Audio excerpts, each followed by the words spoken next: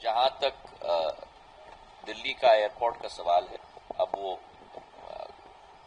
वास्तविकता ये है कि वो विभाग आज मेरे साथ नहीं है, लेकिन मैंने सदैव ये माना है, चाहे वो विभाग हो, दूरसंचार विभाग हो, उत्तर पूर्वी क्षेत्र का विभाग हो, इस्पात विभाग हो, जो भी विभाग हो, कि हमारे उपभोक्ता के साथ अगर कोई भी नाइंसाफी हो, और खास करके इसमें तो हमारे एक परिवार के सदस्य की जान गई, कोई कमी बर्दाश्त नहीं की जानी चाहिए किसी भी विषय में।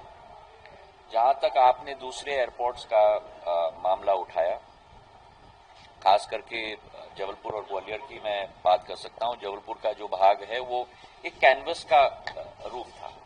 कैनवस के रूप में जब पानी का वजन पड़ता है, क्योंकि वो ना सीमेंट है ना कंक्रीट है, जैसे उदाहरण के तौर पर कई क्रिकेट स्टेडियम्स में भी कैनवस का रूफ लगता है, और वो पानी का रिसाव के लिए कोई जगह न हो, तब वो कठिनाई कभी कभी हो जाती है, और कमी रही हो तो उसका सुधार भी हम लोग जरूर करेंगे।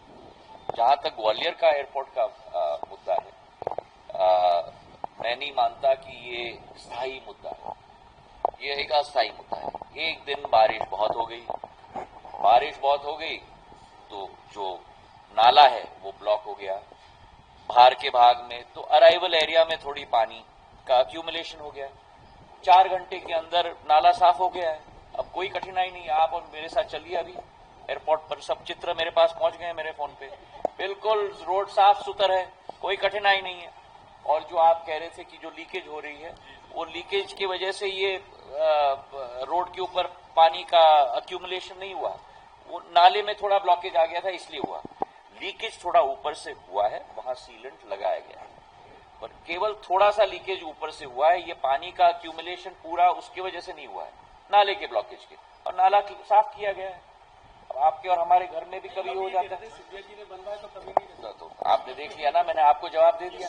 अब आप चलिए मेरे साथ, बिल्कुल रोजगार चकाचक ट्राई है वहाँ। रोजगार को लेकर कौन से प्रोजेक्ट चाहिए? ये सारी ज्यादातर जो आपने अभी योजनाएं बताई वो पहले से सर्वेश ये नहीं, पहले से नहीं चल रही है, ये पिछले 3-4 साल में ही, जब से डबल इंजन की सरकार आई है मध्य प्रदेश में, ये आपसे मत कहिए कि पहले से चल रही है। ये पिछले जब से भाजपा में आया, जब से भाजपा की डबल इंजन की सरकार आई, केंद्र में भी और प्रदेश में भी, 2020 की बात करिए, पिछले 3-4 साल में जो परिवर्तन ग्वालियर में आया, ये बाड़ा का कोई परिवर्तन कोई मामूली परिवर्तन है।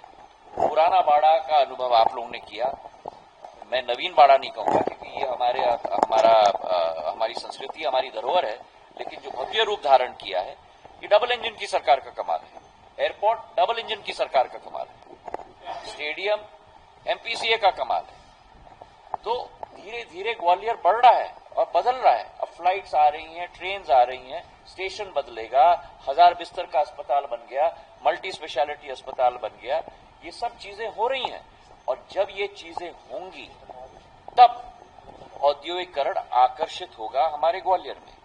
जब तक आप ये स्तंभ स्थापित नहीं करोगे, तब तक औद्योगिकरण ग्वालियर में आकर्षित नहीं हो सकता था।